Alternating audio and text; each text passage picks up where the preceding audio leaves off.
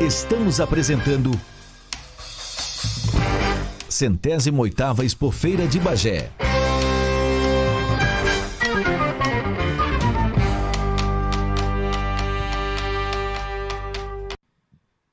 Boa noite a todos e a todas. É com imensa satisfação que estamos abrindo esse evento hoje aqui no Parque de Exposições da Associação Rural de Bagé.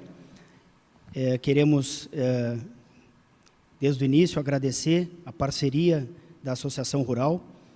É muito importante para a Embrapa, constituir essas parcerias, e estar presente mais uma vez aqui na Expofeira de Bagé, um evento histórico, um evento que é referência não só para a região, mas para o Rio Grande do Sul e para o Brasil.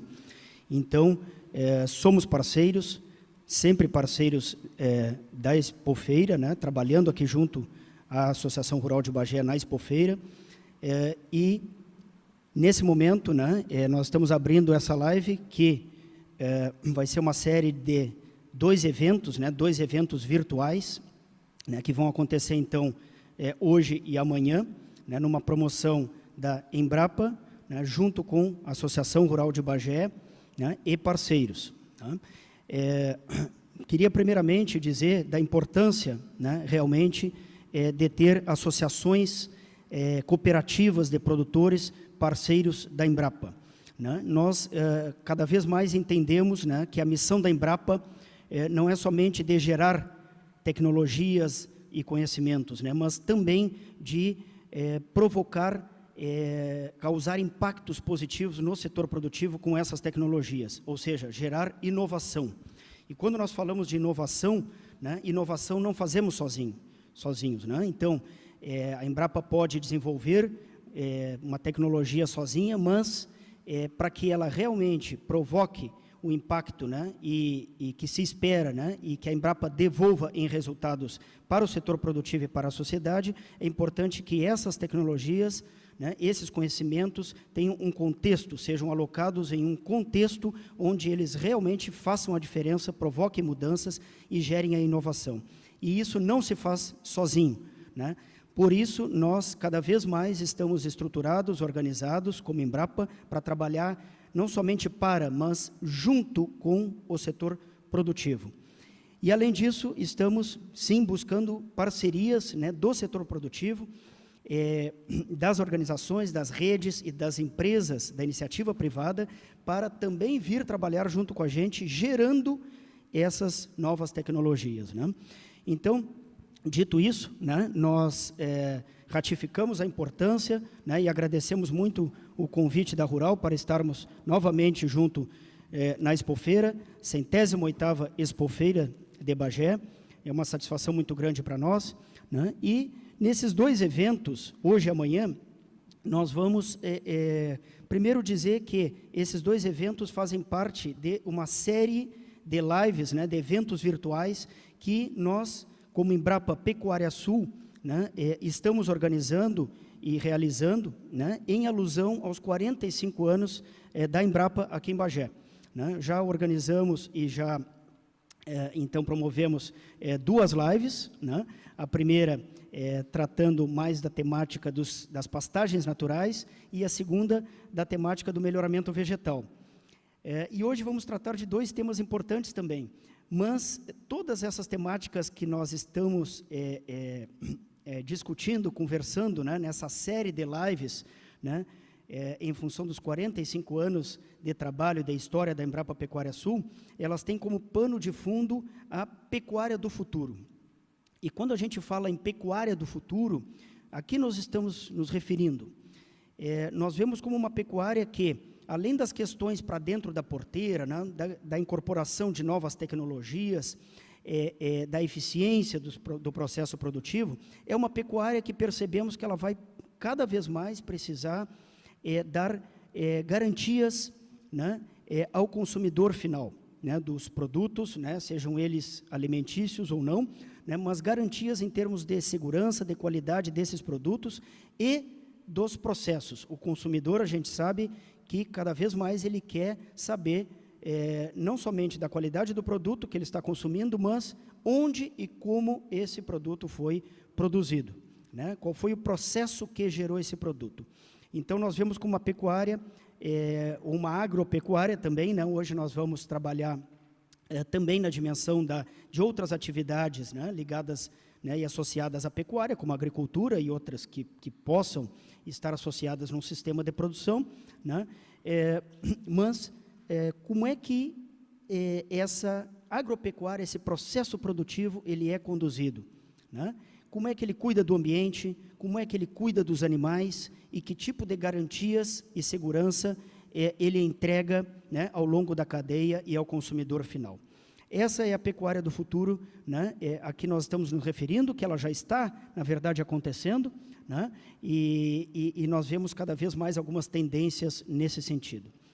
Muito bem, então, esses dois eventos, hoje e amanhã, eles vão tratar de temas que estão sendo apontados como mega tendências, né, para os próximos anos para o setor agropecuário no Brasil. Amanhã nós vamos ter, no mesmo horário, né, já fica aqui o convite a todos, né, no mesmo horário, os colegas vão abordar a temática da digitalização da agropecuária. Então, tudo que envolve as novas tecnologias digitais, tecnologias de comunicação, de informação, a questão da automação, né, 4.0, enfim, todo esse novo mundo, né, que estará sendo abordado amanhã por colegas, né, que têm trabalhado nisso e com parceiros do setor produtivo. E hoje nós vamos abordar uma temática não menos importante, né, que diz respeito a outra mega tendência, que a gente observa uma demanda crescente, né, por alimentos, né, por produtos seguros e de qualidade, né, e, ao mesmo tempo, uma necessidade, né, de conservação dos recursos ambientais.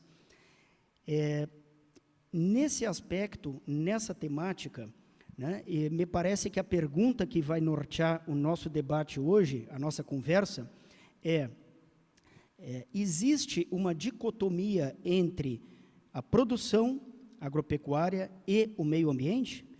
Ou seja, são duas coisas, né, duas partes, né, que estão separadas e que até são conflitantes, são antagônicas? Existe essa dicotomia ou não? Ou podem ser duas partes, mas que acontecem dentro de um todo, né? Elas têm o mesmo locus, acontecem no mesmo espaço de produção, certo? E nós podemos, né, ter práticas, processos que promovam uma sinergia entre essas duas partes, né, no sentido de que elas venham a convergir para gerar resultados positivos para ambas, né, se constituindo em uma coisa realmente nova, um sistema de produção realmente novo, inovador, né, e que gere resultados tanto para a produção agropecuária quanto resultados positivos para o meio ambiente. Então, parece que essa questão, né, ela é central na discussão hoje, tendo como pano de fundo a pecuária do futuro. Então, para discutir essa importante questão, né, nós contamos com um grupo de colegas, certo? Eu queria apresentá-los, né, e depois eu vou dizer como é que vai se dar a dinâmica do trabalho hoje, né? Apresentar a colega Amanda, engenheira agrônoma Amanda Martins, que é professora da Universidade Federal do Rio Grande do Sul. Boa noite, Amanda. Apresentar a colega Cristina Genro, que a Cristina é zootecnista, né, e pesquisadora da Embrapa Pecuária Sul. Boa noite, Cristina. Boa noite. E apresentar o colega que está aqui ao meu lado, o Danilo Santana, né, que é médico veterinário e pesquisador da Embrapa Pecuária Sul. Boa noite a todos. Boa noite, Danilo. Boa noite a todos. Então, nós vamos fazer da seguinte forma, né? Cada colega terá cerca de 15 minutos para uma explanação, né? Abordar essa temática, né? E, ao final dessas 3 apresentações, né? Nós teremos então um espaço para debater o tema, né? Vocês podem enviar as questões aí pelo chat, né? Pelos canais de bate-papo, né? São 2 plataformas que estão transmitindo esse evento, certo? Então, durante as apresentações, vocês podem ir enviando as questões, as considerações que a gente, na medida do possível, vai estar levantando ao final das explanações, certo? Então, eu passaria de imediato, então, a palavra a colega Cristina Genro, né, para a sua abordagem. Cristina, por favor. Ok. Boa noite a todos, é um prazer estar aqui com vocês. Eu vou compartilhar a tela de alguns slides que eu tenho para nós conversar um pouquinho sobre o que eu trouxe aqui.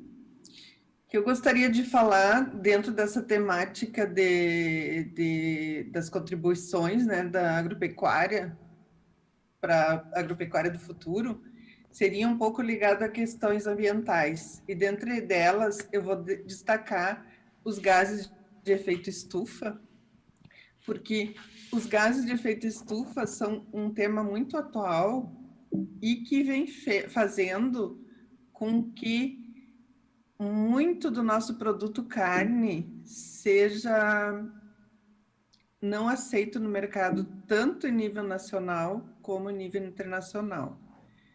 Isso que vocês estão vendo aqui é o que o mundo pensa do Brasil.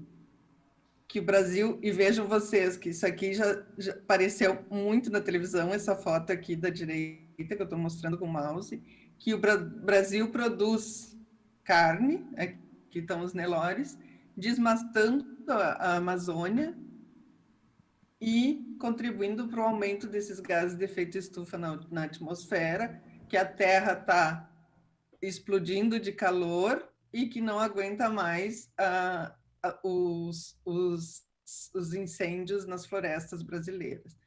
E tudo isso está prejudicando muito a imagem do nosso produto carne frente ao consumidor, como disse o Gustavo, que está cada vez mais exigindo um produto seguro e que não venha de lugares como esse, que sejam causadores de desmatamento, de queima, de perda de biodiversidade, né? De mau manejo de solo, como vocês podem ver aqui, que tem uma pastagem toda degradada na volta dessa floresta.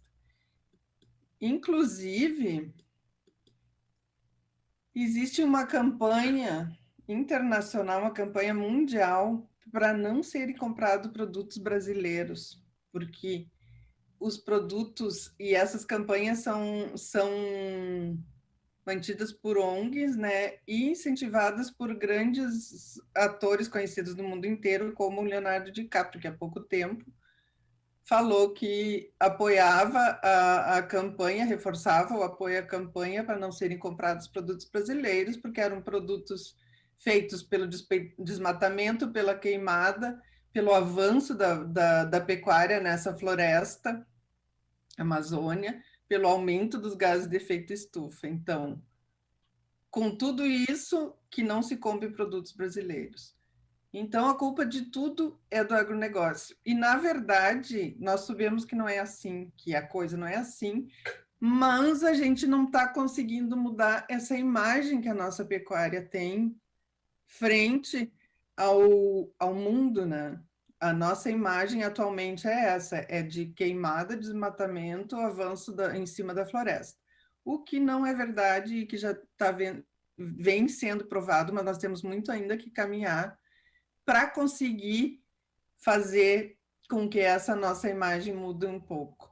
Claro que também tem a questão de que o Brasil é um país imenso e é um país que Deus nos deu, graças a Deus, bastante terra, bastante área e um clima muito generoso para trabalhar e produzir, tanto na agricultura como na pecuária, um produto com um valor de boa qualidade, com um valor bem inferior ao do resto do mundo, né? Então, no fundo dessas campanhas, tem esse viés econômico também, não podemos negar.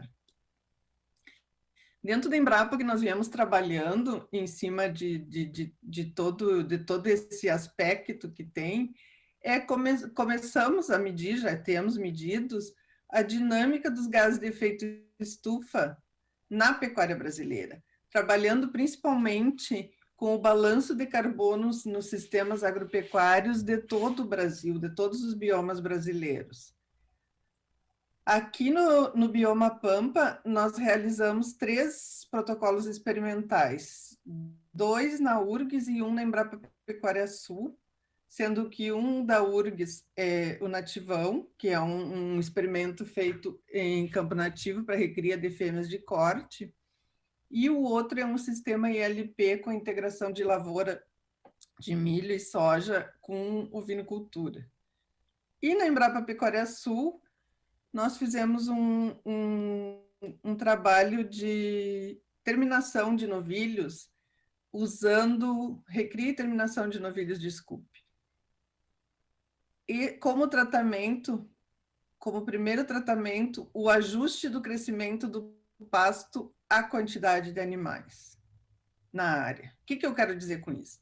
Eu quero dizer que a primeira coisa que nós fizemos, o primeiro tratamento que nós testamos foi campo natural, com um ajuste adequado da oferta de alimento com a quantidade de animal, certo?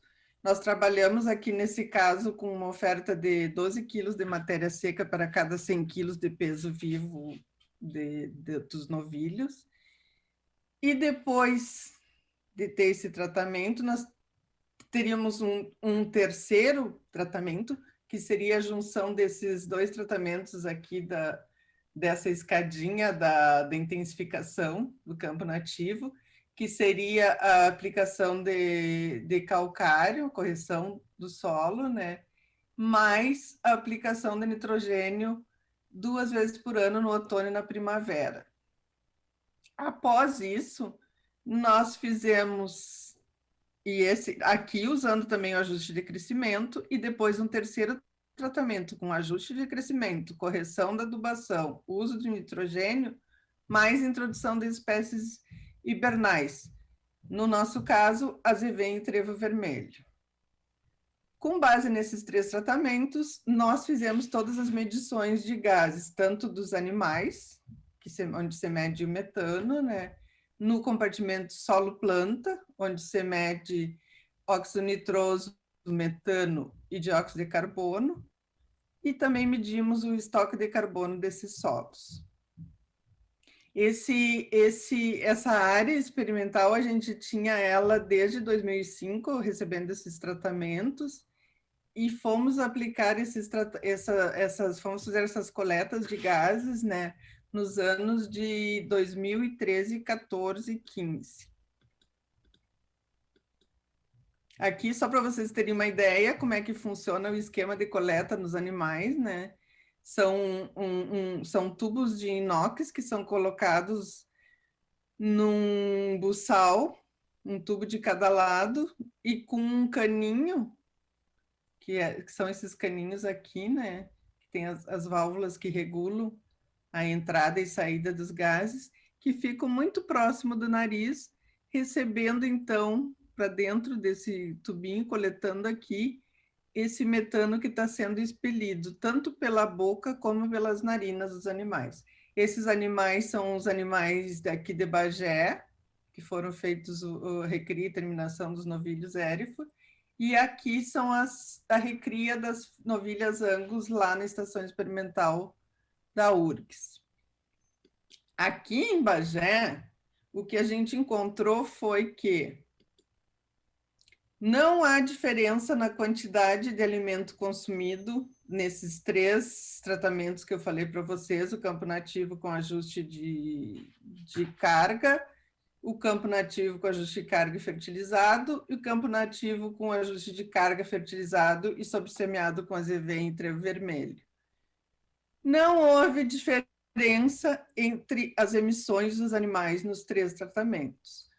Porém, essas emissões ficaram abaixo das emissões que o IPCC, que é o Painel Intergovernamental de Mudanças Climáticas, que é o órgão mundial que rege as emissões no mundo, preconiza para o Brasil. Para a nossa situação, ele diz que cada animal nosso, cada bovino em pastagem no Rio Grande do Sul e no Brasil, de uma maneira geral, emite entre 50 e 70 quilos de metano por hectare por ano. Não, os nossos emitiram bem menos. E outra coisa que chama atenção, sem diferença de consumo, sem diferença de emissão de metano, nós temos uma boa diferença na produção de peso vivo por hectare por ano. Esses dados são médias 2013 e 2014, gente, ano fechado, e nos deu que só com ajuste de carga, um ajuste, um manejo correto da carga, nós conseguimos produzir quase 260 quilos de peso vivo por hectare por ano. Bem acima da média preconizada para o Estado, que é em torno de 70 quilos de peso vivo por hectare ano. Usando a fertilização, passamos para 425 quilos de peso vivo por hectare ano. E usando as espécies hibernais sobressemeadas na pastagem natural, chegamos a quase 600 quilos de peso vivo por hectare ano. E isso, essa produção, dividida pela emissão, nos deu que a intensidade da emissão, que é isso aqui, é que vocês veem em decrescente, aqui a quantidade de metano para cada quilo, emitida para cada quilo de peso vivo produzido, diminui da pastagem nativa para a pastagem nativa com sobressemeadura de espécies hibernais. Por quê? Porque nós temos uma qualidade bem maior durante o inverno, que é onde a nossa pastagem nativa sofre, por ser uma pastagem praticamente de espécies de ciclo estival, né, de ciclo de verão. Então, essa entrada do azevém e do trevo vermelho faz com que melhore a qualidade dessa pastagem, fazendo com que o quilo de peso vivo produzido por hectare, cada quilo, ele tem uma intensidade de emissão menor do que quando ele é produzido só em pastagem nativa. Certo? E isso significa, gente, em termos da média, como nós tínhamos falado, muito mais, chegamos a ter 8 vezes mais produção de peso vivo por hectare do que a média do estado para a pastagem nativa. Quando eu entro na questão de emissões de solo, desculpe, gente, esse meu coisa aqui tá pulando por causa do mouse. Quando eu entro nas questões de solo, eu vejo que eu tenho tudo que está para baixo aqui do zero é estoque, tá? Aqui seria quanto que eu tenho de carbono na massa de raízes desse solo.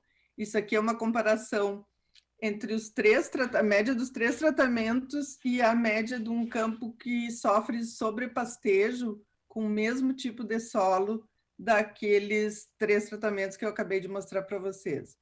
Vocês vejam o quanto que eu tenho de massa de raiz aqui, que é acúmulo de carbono, e quanto que eu tenho de massa de forragem aqui, que também é carbono.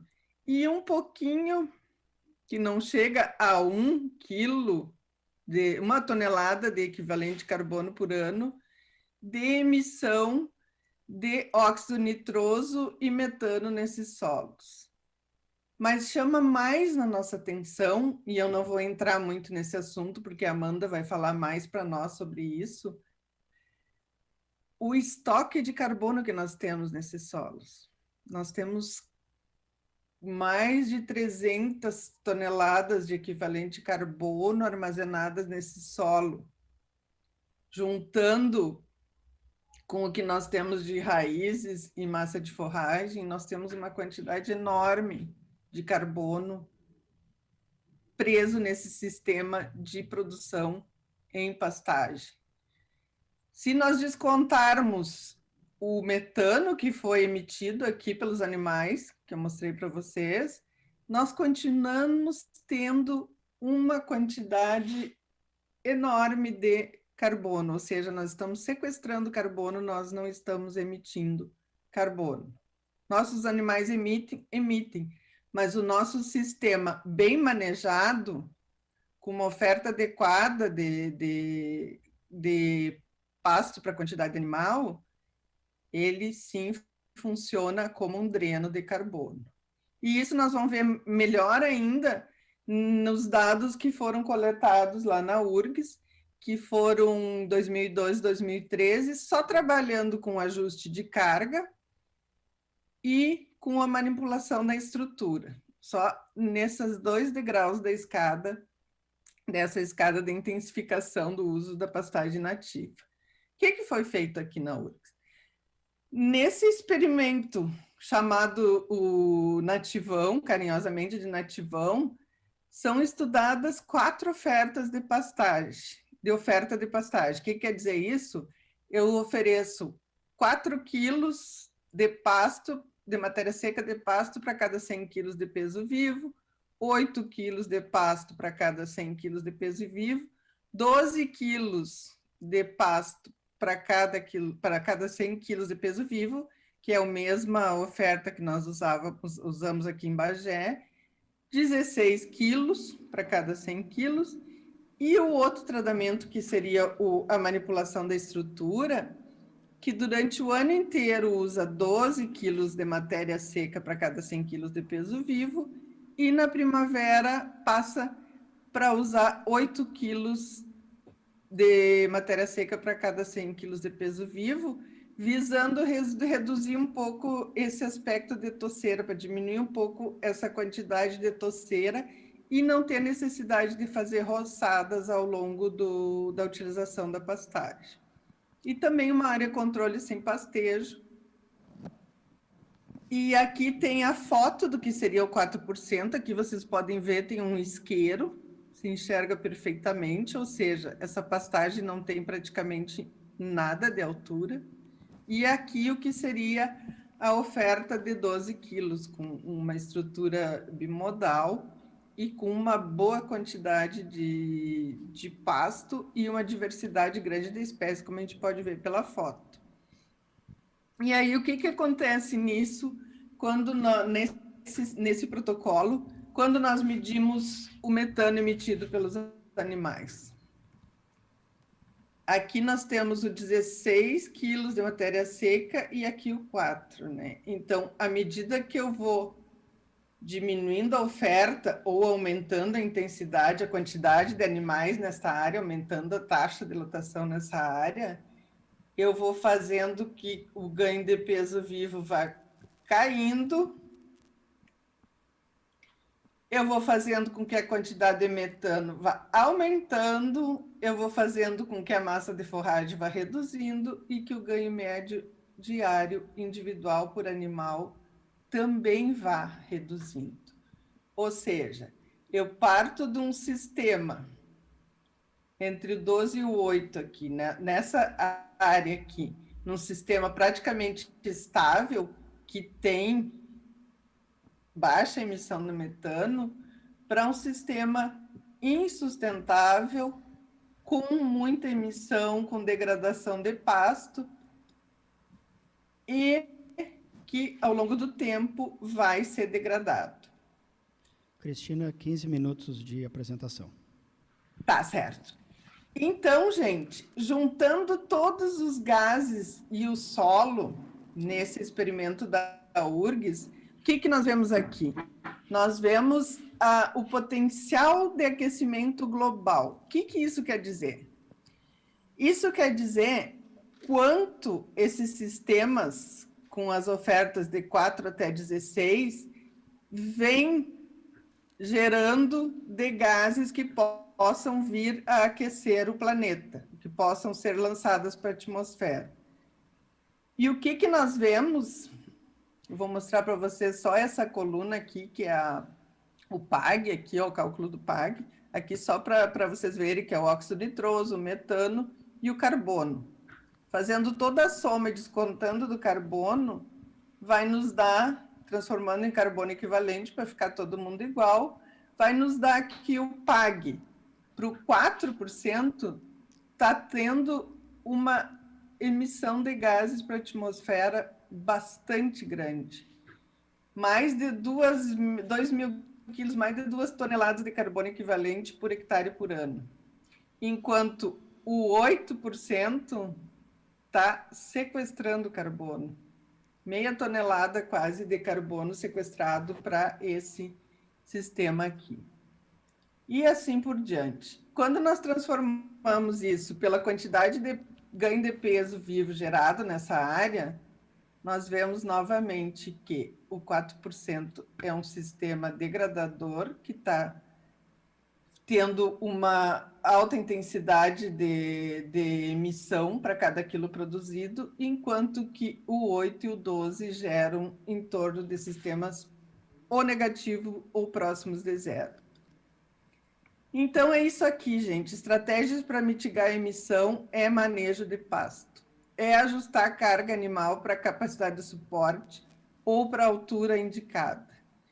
Como o Condorelli, escutei o Condorelli numa live do Senar, o grande problema da nossa pecuária é o vento nos cascos. O vento nos cascos é isso aqui, ó, os cascos de fora, que quando acontece qualquer situação adversa, como no caso uma seca aqui, faz uma erosão, uma perda de solo, perda de nutriente, afloramento de raízes, fazendo com que essa área se degrade e que não haja condições de haver produção animal em cima de um sistema. Esse tipo de pastagem não sustenta a produção animal. Enquanto que aqui nós temos solo coberto, nós temos umidade, nós temos habitat para outras espécies. E é mais ou menos isso aqui o que acontece, ó, num esquema bem simples. Tendo altura, tem raiz. Tendo raiz, tem solo, tem nutriente.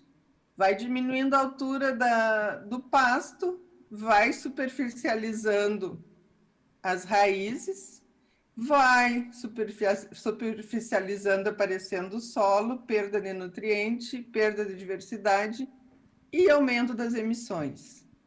Como nós vimos no nativão, e também nós podemos ver a mesma coisa acontecendo quando trabalhamos em sistemas integrados de integração lavoura-pecuária. Nesse caso, não trabalhando com lotação, mas com altura do pasto, uma outra maneira bem legal de fazer ajuste de carga. A gente vê que quando vai aumentando a altura do pasto, vai diminuindo a emissão de metano e vai aumentando o ganho médio diário, chegando a um equilíbrio de ganho e emissão aqui entre 20 e 25 centímetros de altura de uma pastagem de aveia azevém integrada com soja.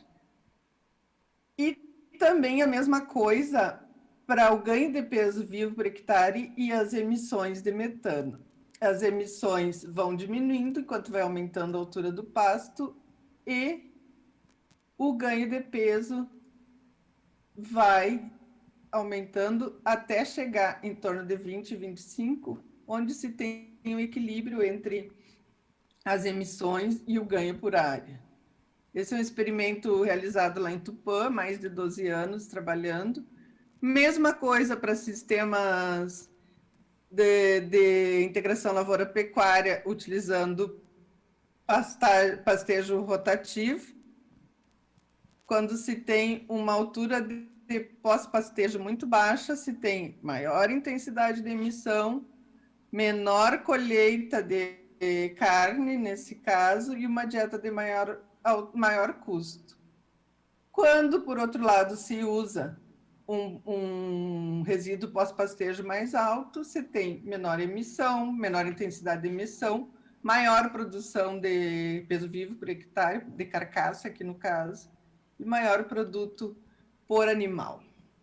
Mas e o que acontece com o produtor? O produtor ganha se a fazenda dele reduzir a emissão de metano, a emissão de gases de uma maneira geral, dióxido nitroso, metano e dióxido de carbono, ganha, porque ele fazendo o manejo adequado do seu pasto, ele tem maior produção de pasto, maior produção de carne e leite, melhor qualidade de solos, melhor qualidade de água e, em consequência, uma melhora na renda da sua propriedade. Era isso que eu tinha para apresentar E se alguém tiver interesse, nós temos aqui uma publicação que explica, simples, que explica como usar a altura para fazer o ajuste de carga em pastagem. Obrigado, gente. Muito obrigado, Cristina, pelas suas considerações. Vejam que a Cristina Genro já nos traz uma mensagem inicial, né, muito importante, de que a pecuária ou até os sistemas de produção agropecuários, né, se bem manejados, né, com um simples ajuste de lotação, né, de carga animal, né, de uso, de manejo dos animais em pastagem, né, pode contribuir não somente para oferir maiores ganhos, né, em termos de ganho animal, né, de peso vivo, né, por animal, por área, enfim, né, como foi demonstrado, mas também, né, para reduzir a emissão de gases de efeito estufa, né, e mais do que isso, pode, inclusive, contribuir para que o sistema como um todo tenha um balanço neutro ou até mesmo negativo, né, de carbono.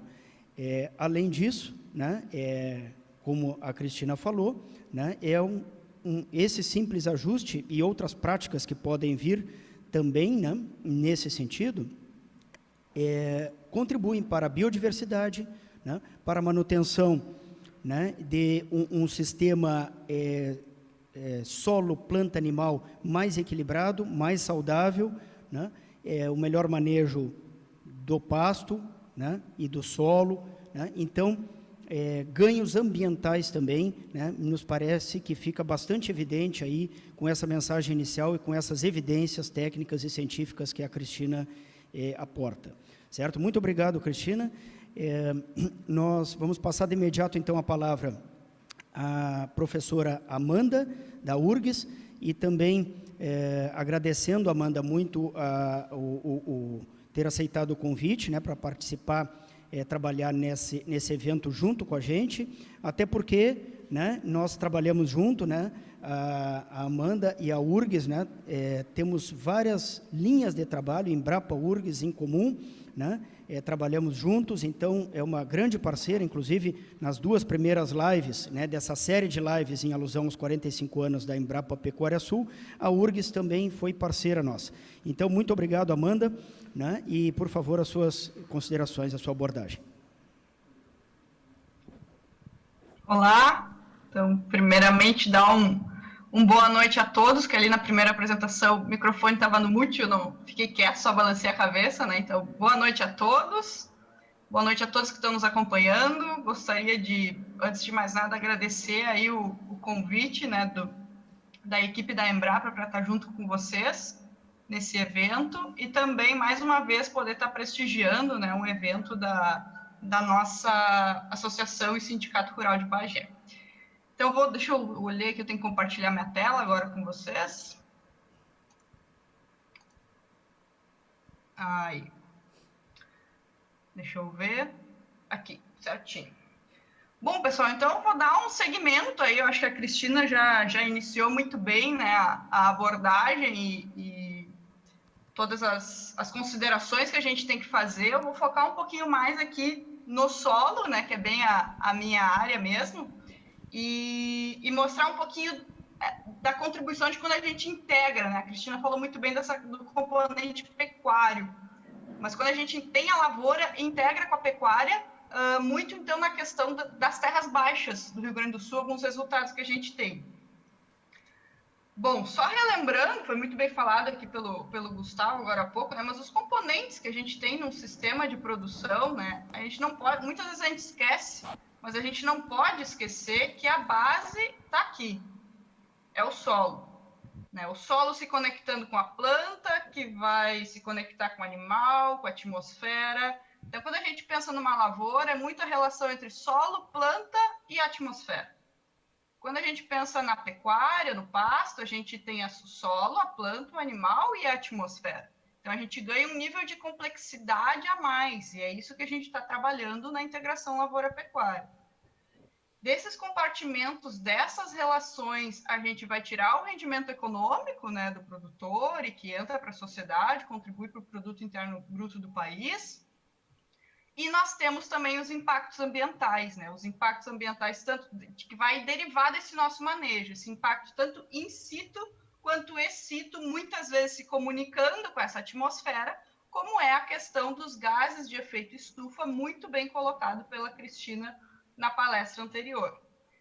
E aí, para entender tudo isso aqui, até tá, vamos dizer assim, tá um pouco na moda, foi recém-lançado, né? Vou fazer aqui uma propaganda desse documentário na Netflix, que justamente explica o papel que o solo tem em resolver com o bom manejo dos produtores rurais. E aí, como o produtor rural, que é o cara que está segurando esse carrinho aqui, ó, e levando o planeta Terra, com esse manejo aqui fala, ó, o manejo do solo com a relação com o carbono do solo, né? Fundamental para combater as mudanças climáticas e ter, em termos, então, a maior preservação do planeta. Outro exemplo disso é que, recentemente, em 2020, né, esse carinha aqui, que é muito conhecido na ciência do solo, o Dr. Ratan Lal, ele ganhou, então, o Prêmio Mundial de Alimentação, que é o que equivale aí para nós, como se fosse o Prêmio Nobel da Paz da Agricultura, e ele é um cientista de solo que dedicou toda a vida para justamente ver aqui, ó, o poder de sequestrar carbono nos solos, né, mitigando as mudanças climáticas e a necessidade que nós temos aí do solo ter os seus direitos, né? Ele fala aqui de uma ação pelo solo limpo, Clean Soil Act. Então, isso tudo está muito... Quando a gente fala dessa produção de alimentos do futuro, essa questão do carbono do solo e da contribuição que pode dar para a mitigação dos gases, das mudanças climáticas, dos gases de efeito estufa que causam essas mudanças climáticas, está muito em voga atualmente. E aí vem a questão, né? Como é que estão os nossos solos? A gente está falando aí em nível de mundo, mas vamos trazer para a nossa realidade aqui para Bagé, para a metade sul do Rio Grande do Sul, né? Trago aqui para vocês um dos últimos levantamentos feitos pelo IRGA, né, em 30 mil, quase 31 mil amostras de solo da metade sul do Rio Grande do Sul. Já tem um tempinho, isso aqui foi publicado em 2010, mas na verdade a tendência é até pior do que essa que eu vou mostrar para vocês, que vem se mostrando nos últimos anos. E aqui está, uma das maneiras que a gente tem de medir carbono no solo é essa aqui, né, matéria orgânica do solo. Então, o carbono faz parte da matéria orgânica do solo. Isso aqui é o que vem lá nos laudos de análise do solo que os produtores rurais fazem aí a cada safra para definir as suas recomendações de calagem e adubação. Vem isso aqui como um auxiliar para definir dose de nitrogênio a se aplicar muitas vezes. E vocês vejam aqui a situação que a gente tem. A grande maioria, mais de 70% dos solos aqui da metade sul do Rio Grande do Sul, com teor de matéria orgânica considerado muito baixo, né? Abaixo de 2,5% de matéria orgânica nesse solo, sendo que aí o que a gente deve almejar, né, é isso aqui, algo, e temos potencial para isso, algo maior do que 5%, só que a gente sabe que isso aqui leva tempo, né, e ainda temos que passar por essa fase intermediária. Então, nós temos um longo caminho a percorrer, mas a boa notícia é, nós temos como chegar lá, né? E é isso que eu vou mostrar aqui para vocês. Então, vamos fazer um passo a passo simples, né? De um solo com qualidade. Um solo com qualidade é uma sociedade com qualidade, como mostra aqueles materiais que eu apresentei para vocês ali no início. E um solo com qualidade é um solo com planta, em primeiro lugar. Isso aqui não pode acontecer. Então, a gente tem que sair disso aqui, desse solo exposto, revolvido, partir para um manejo conservacionista, um plantio direto. Esse solo está sempre coberto com plantas preferencialmente vivas, né? Mas é lógico que nesse primeiro momento, muitas vezes, para dar esse start, né, esse início aqui, a gente precisa aí ajudar a questão da nutrição dessas plantas, com calagem, com adubação. Fazendo isso, já é o segundo momento em que nós temos que visar, então, acúmulo de matéria orgânica no solo pela biomassa produzida dessas plantas, e é aí que o milagre acontece, vamos dizer assim, porque o terceiro momento, então, é a hora de colher benefícios dentro da porteira para o produtor rural, como os que eu elenco aqui, né? Menor necessidade de adubo calcário, uma alta ciclagem de nutrientes, partindo para uma adubação de sistemas, e benefícios, como a gente vai ver também, fora da porteira.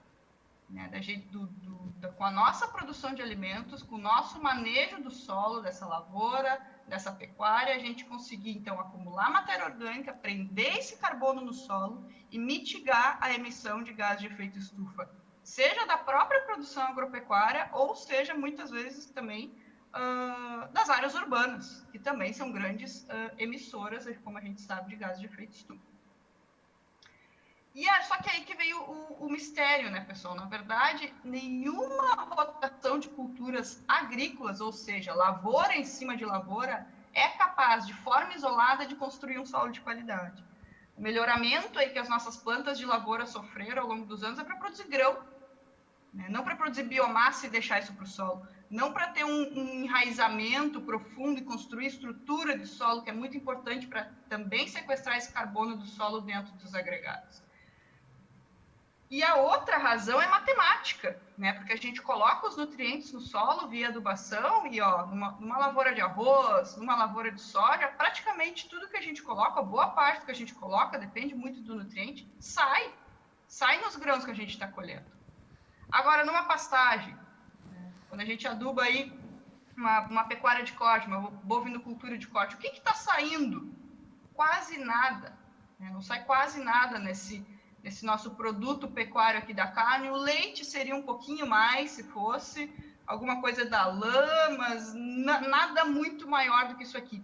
Nem se compara com os grãos, né, com a quantidade de nutrientes. Então, aqui, 8 a 80 vezes menor. E é por isso que as pastagens, então, são reconhecidas, aí trago duas situações da FAO, né, como a fase regeneradora dos estoques de carbono no sistema e que contemplam 20% dos estoques de carbono do solo no mundo. E é o nosso grande potencial para continuar sequestrando esse carbono no solo, porque ela constrói esse solo do ponto de vista de sequestrar o carbono e também de manter os nutrientes que essa lavoura em sucessão, e aí falando de integração lavoura-pecuária, essa é a importância, essa lavoura em sucessão vai aproveitar, tá? Aí a gente tem vários documentos, aqui eu trago outros dois da FAO, né, que falam sobre a importância do manejo da pecuária para justamente combater as mudanças climáticas, os desafios, as oportunidades que nós temos para sequestrar carbono em sistemas de pastagens. Então, diversos materiais que mostram isso ao redor do mundo. Aqui um outro que saiu no The Guardian, né, que é um pouco mais provocativo. Se você quer salvar o mundo, o veganismo não é a resposta, né? Essa era uma das chamadas dessa matéria. E lá justamente usa essa imagem como o pastejo, então acelera aqui a construção do solo, não apenas gerando lucro, quando bem manejado, né? E como esses ruminantes, os herbívoros, então fazendo parte de um ciclo agrícola, ou seja, integrando com a lavoura, pode ser um caminho, então, para tornar a nossa produção de alimentos sustentável. Isso aqui também bem recente, de 2 anos atrás, essa matéria publicada. Bom, mas o que essa pecuária faz, afinal, de tão mágico no solo? Além da questão dos nutrientes, que eu mostrei para vocês, tem algo que muitas vezes a gente não vê, e que a Cristina mostrou, até uns dados bem importantes ali na apresentação dela, que é a questão das raízes, né? Essa planta aqui, forrageira, quando ela sofre o estresse da herbivoria por esses animais, com um bom manejo, a gente sabe que tem aí questões de oferta de forragem, altura de manejo do pasto, não é aquele rapar pasto, como foi bem mostrado ali pela Cristina naquela imagem do isqueiro, né, que a gente viu, do 4%. E o que a gente vê, e na verdade muitas vezes engana os nossos olhos, é o que está acima da superfície do solo. E aí quando a gente vai comparar um ambiente sem pastejo, a gente vê isso aqui, né? Aquele palharedo lá na superfície do plantio direto. Só que isso aqui não cumpre um papel tão importante quanto isso aqui que a gente não está enxergando. Que é o que o pastejo, então, nos traz. E a gente tem dados que mostram isso, a questão de terras altas, aqui naquele experimento de Tupã também, que a Cristina comentou, né? 3 vezes mais produção de raízes até a camada de 20 centímetros, altas produções, quando a gente tem o pastejo. Então, isso aqui contribuindo para aumentar a matéria orgânica do solo. Ambiente de terras baixas, potencial muito grande também, então 6 a 8 toneladas de matéria seca por hectare de raiz, até 10 centímetros de profundidade. Isso aqui foram dados medidos pela nossa equipe no nosso experimento que fica ali em Cristal, tá? E aqui vocês vejam, um agregado de solo lá do nosso experimento, olha isso aqui, cheio de raiz. E mais resíduo das culturas, de tanto de raiz como patiária, a gente também tem mais atividade de micro-organismos, né? Mais diversidade dessa fauna, e aqui a gente tem diferentes sistemas que vão integrando a pecuária, rotação com soja, uma pecuária de longo prazo, e a gente vê esse aumento linear na atividade enzimática do solo, que é uma medida aí que a gente tem para medir essa atividade, essa diversidade também dos micro-organismos no solo, que são os nossos grandes aliados, né? Nessa história toda. E aqui dados também, vocês vejam uma área que estava em degradação, 2 anos aí com a adoção de integração lavoura-pecuária, com pastagens, aqui um mapa de agricultura de precisão, né, 2013 para 2015, lá do nosso experimento, a gente aumentou aí já, em média, 0,5% de matéria orgânica, com essa área que era só esse redondinho escuro aqui, já tendo vários aí acima de 2,7%, quase chegando naquela faixa intermediária lá, acima dos 2,5% que a gente viu antes. Então, em 2 anos, vocês vejam um imenso potencial aí que a gente tem. Vamos ver agora, então, alguns dados desse experimento que eu falei para vocês, que fica lá no município de Cristal. Ele começou em 2013, aí a gente mediu após o primeiro ciclo de rotações, que são de 4 anos, fizemos uma série de medidas no solo e eu trago essa aqui para vocês, que é o que nos importa hoje, da matéria orgânica. Então, vocês vejam aqui, esse pousio lavoura é lavoura, aqui quando eu falo é lavoura de arroz, tá? Tudo é lavoura de arroz. Veja o que aconteceu no pousio lavoura com o revolvimento de solo, diminuição da matéria orgânica após esses 4 anos. Agora, quando a gente agregou a pecuária, uma pecuária de curto prazo, que é só uma pecuária hibernal, mantendo a lavoura todo ano.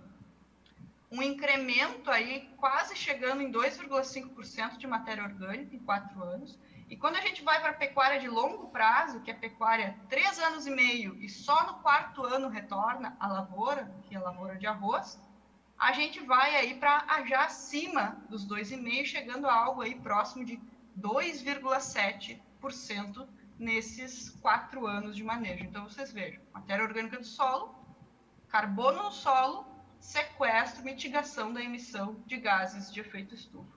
O imenso potencial que a gente tem. Além, claro, que a gente sabe que a matéria orgânica também supre nitrogênio, tem vários outros benefícios, a diminuição do custo que ao longo do tempo isso vai acarretar também para o produtor rural. Aqui fazendo só uma simulação com a ureia, né, que é uma diminuição de R$50 por hectare, R$90 por hectare, e aqui, perdendo matéria orgânica, vou ter que aumentar esse custo com adubação, colocando mais ureia, porque o solo está se degradando. Tá? Isso a gente vê também na resposta das culturas. Olha aqui, ó, resposta do arroz, aqui, após esses 4 anos, uma curva de nitrogênio, né, sem a pecuária, arroz pousio no inverno, arroz sempre no verão, uma curvinha aqui como a gente espera, né, respondendo até a dose aí de 150 kg de nitrogênio por hectare, chegando a uma produção de aproximadamente 9 toneladas de grãos de arroz. Vamos ver agora a resposta do arroz pecuário. Sem nitrogênio nesse arroz, eu já produzo mais do que os 150 kg de nitrogênio por hectare nessa área do arroz pousio. A única diferença dessa área para essa área é o quê?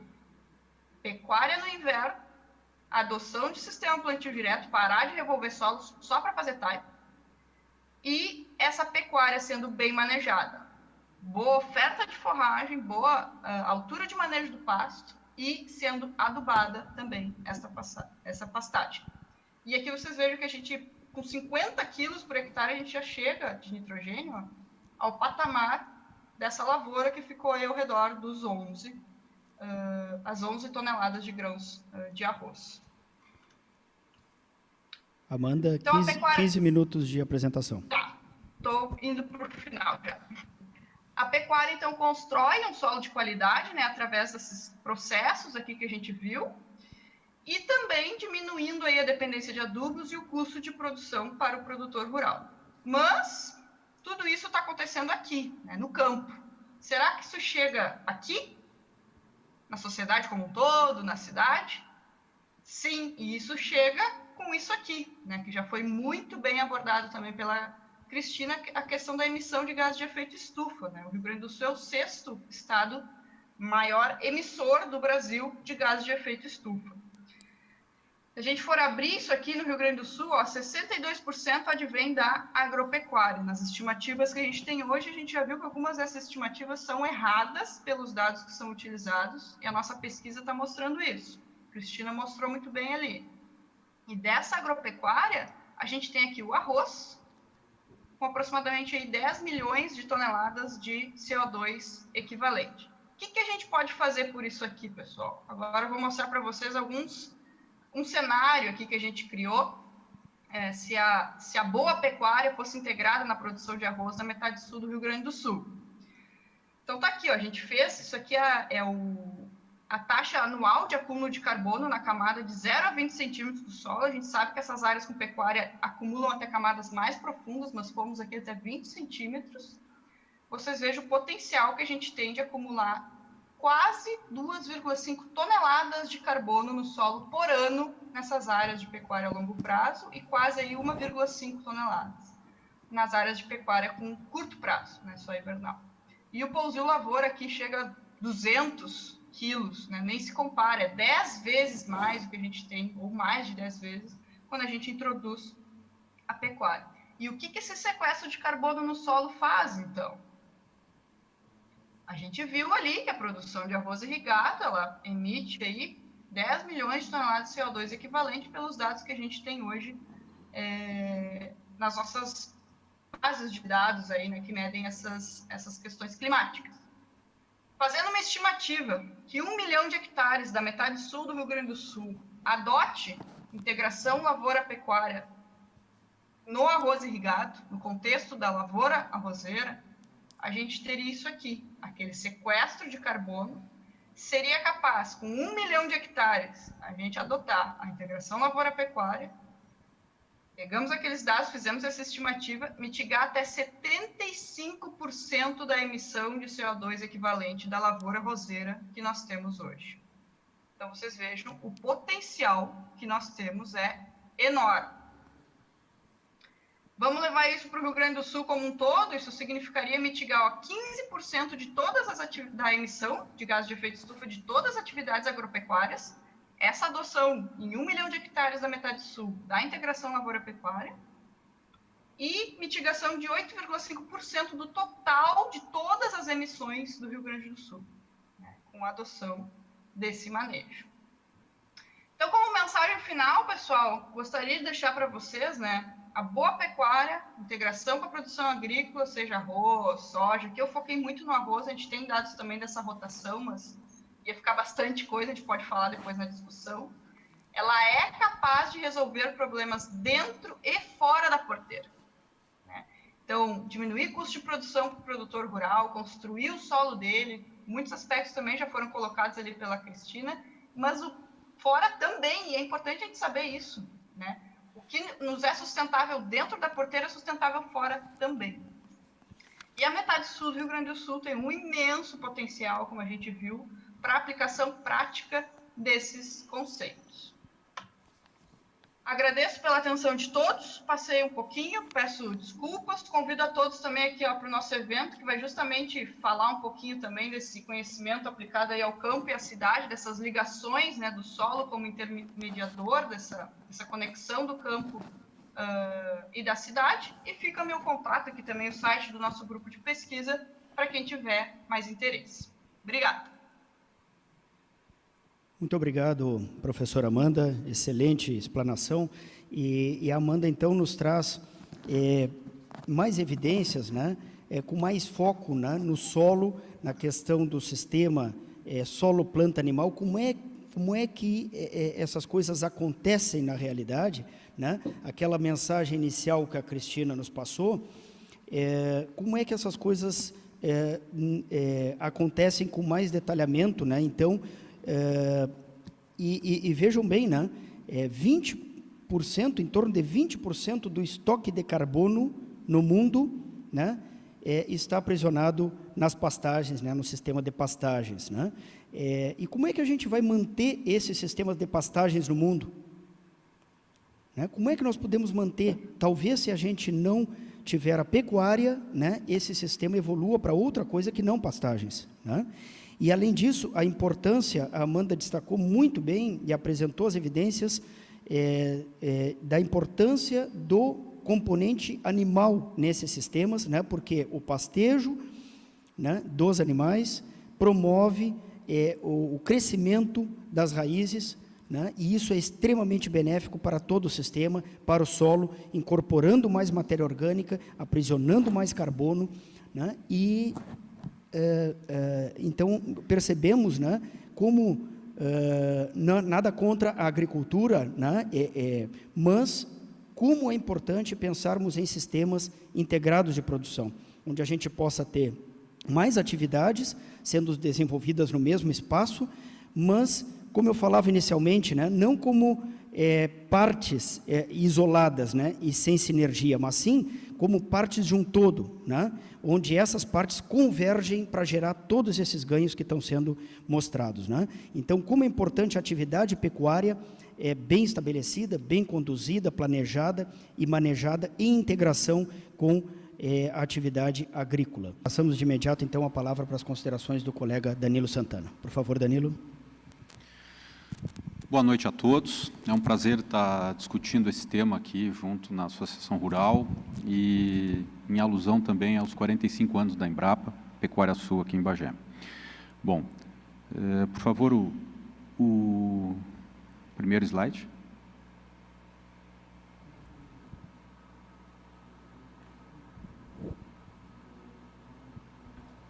Estamos ajustando um pequeno probleminha técnico aqui, já começamos então.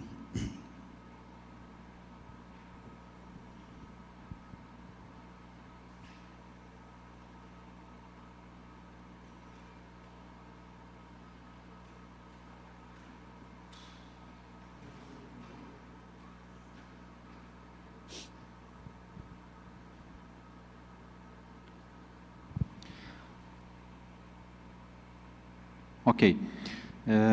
Bom, então eu vou me ater, juntando a conversa da Cristina e da Amanda na apresentação, em oportunidades que nós temos dentro dos nossos sistemas de produção para que a gente possa fazer e incrementar ainda mais os eventos, os processos que fazem com que o agricultor, né, o agropecuarista possa ser responsável não só, a Amanda falou muito e a Cris também no carbono, na emissão, mas por uma série de outros nutrientes, né, que o solo, né, faz nesse papel, né, que é o coração, né, o papel do solo, o coração do sistema, nesse sistema que tem os animais, a vegetação, né, o solo, interagindo permanentemente ao longo do tempo, e o agropecuarista, o agricultor, vamos dizer assim, sendo o maestro desse processo. Então, se falou muito em carbono, mas eu quero dizer que tudo isso também vale, esses processos, a forma como a gente conduz, também valem para todos os outros nutrientes, como fósforo, potássio, a água no solo, cálcio, magnésio, enfim, uma série de nutrientes que também são armazenados e estocados no solo. Os inputs que nós fazemos nos sistemas, por exemplo, via adubação, hoje muito criticado, né, por essa prática, por muitas vezes poder poluir, né, ela, na verdade, se conduzida da forma como os nossos sistemas de produção hoje modernamente vêm trabalhando, na verdade, nós temos um potencial muito pequeno disso acontecer, ao contrário, nós temos um potencial, inclusive, de reter esses nutrientes da mesma forma que o carbono, como foi bem falado antes. Aqui nós temos, para exemplificar e sintetizar o que a Amanda falou, nos sistemas de produção, o Uruguai montou um experimento, talvez um dos mais antigos do mundo, onde nós temos vários sistemas de produção com mais ou menos pasto circulando no sistema. E um experimento desse, com mais de 50, 60 anos, sendo conduzido sem parar, mostrando essa linha, né, ela basicamente representa a matéria orgânica do solo, ou carbono estocado no solo, onde as linhas ascendentes mostram os sistemas que têm mais de 50% de pastos rodando com os sistemas agrícolas.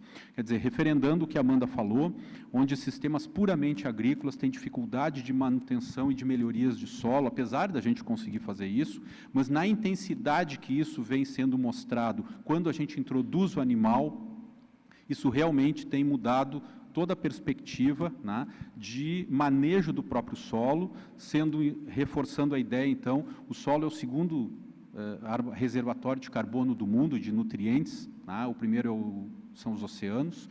Então, vejam a responsabilidade que está na mão do agricultor, né, em colar isso, esse benefício todo, nos alimentos que são produzidos.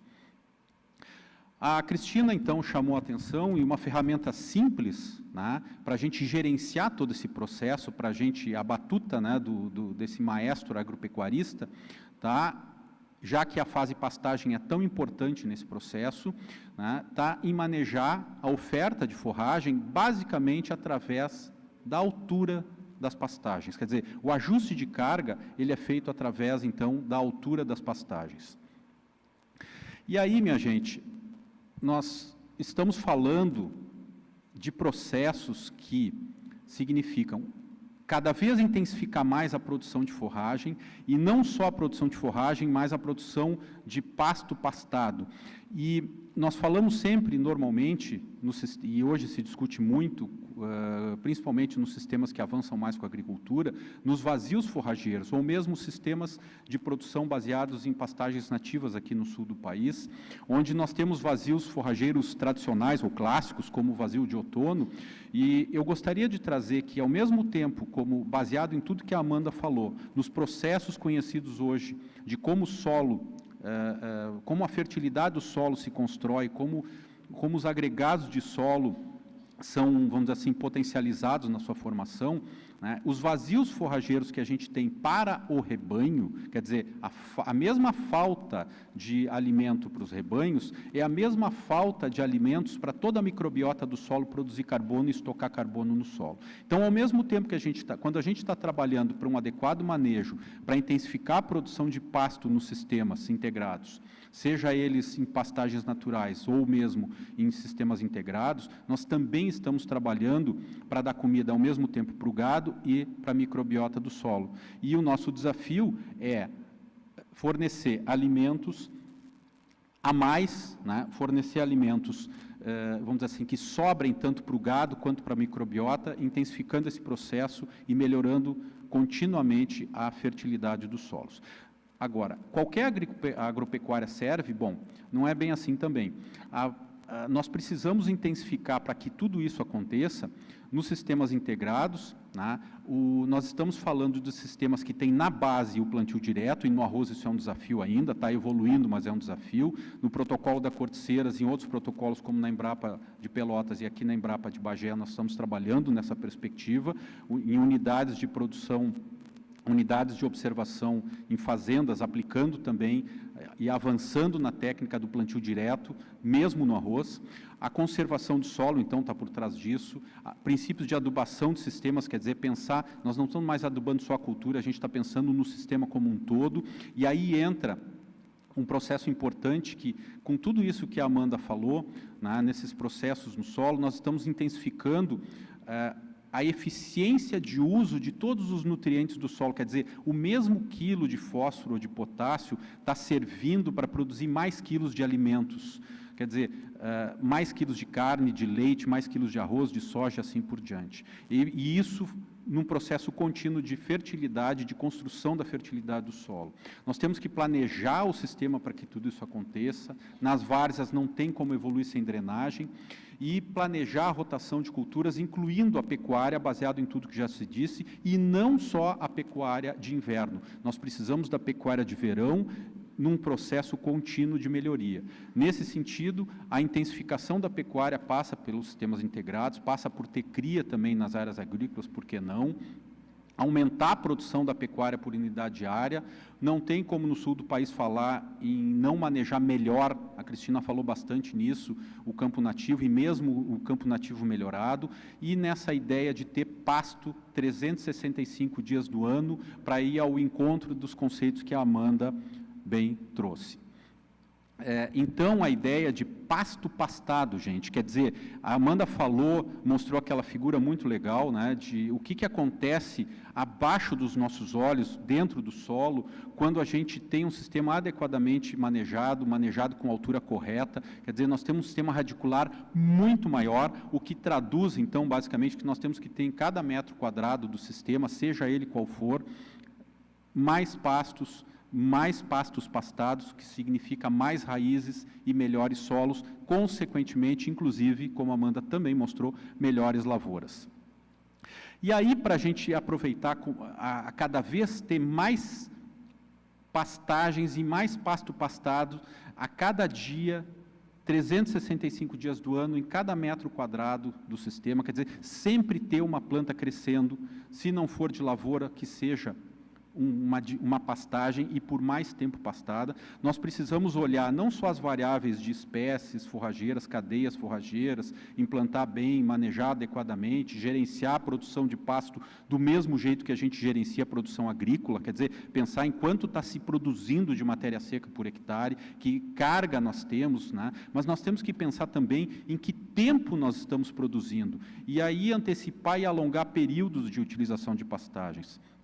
Nas cadeias forrageiras anuais que circulam com as lavouras, nós precisamos, então, nós temos um mar de coisas para fazer, para antecipar, né? Para trazer, então, para um maior número de dias, seja eles os sistemas que forem, com ou sem lavoura, né? Aqui umas fotos de um colega, Sérgio Fausti, que sempre, todo ano me manda, assim como vários colegas mandam, a gente faz essa brincadeira, quem consegue ter pastagem mais cedo no ano, só que assim, ó, conversa vai, conversa vem, ano bom, ano ruim, o Sérgio está todo ano mandando fotos das mesmas áreas, conseguindo pastagens de azevém, né?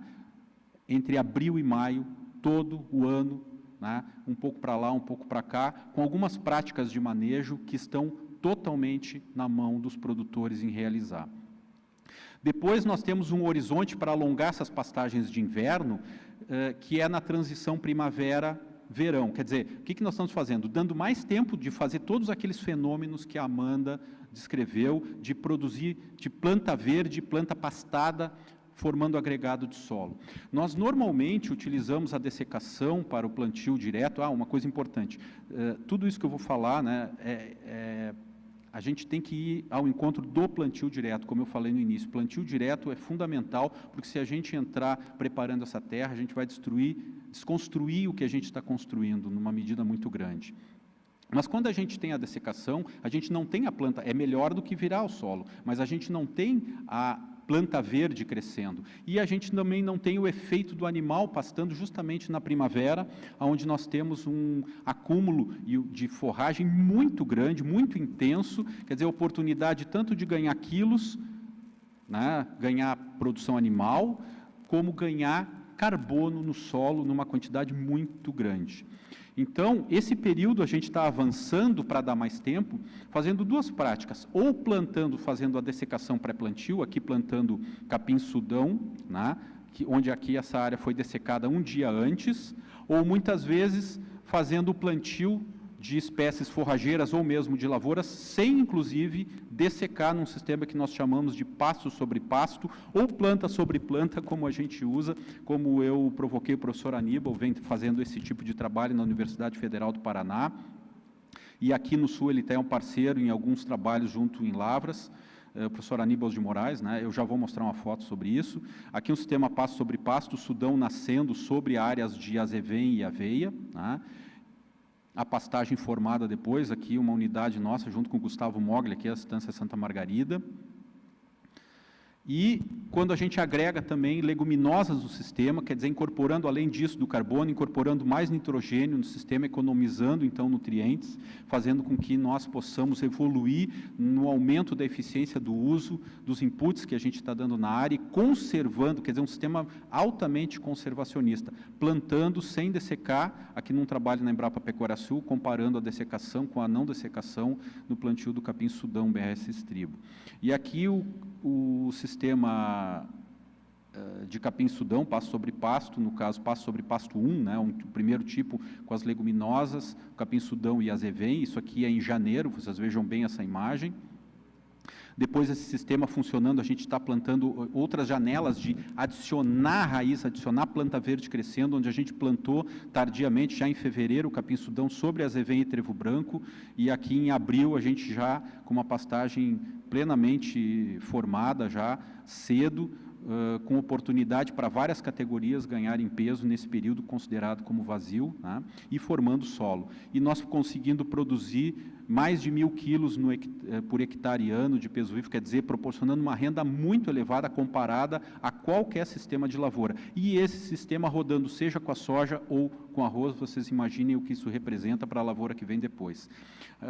Outro efeito importante nesse sistema é que essas coberturas de solo, elas são muito eficientes no controle de invasoras, né, por exemplo, como buva. Aqui a gente brincando, o herbicida azevém, né, aqui eu trabalho junto com, na propriedade em Lavras, um grupo junto com a agrônoma Lisiane Forcinho, o professor Aníbal de Moraes, da Universidade Federal do Paraná, junto com o Vaguinho e o Dudu, lá em Lavras do Sul, onde a gente plantou a soja sem a dessecação, só deitando o azevém, né, para plantar, um trabalho que o professor Aníbal vem fazendo com maestria na universidade lá no Paraná.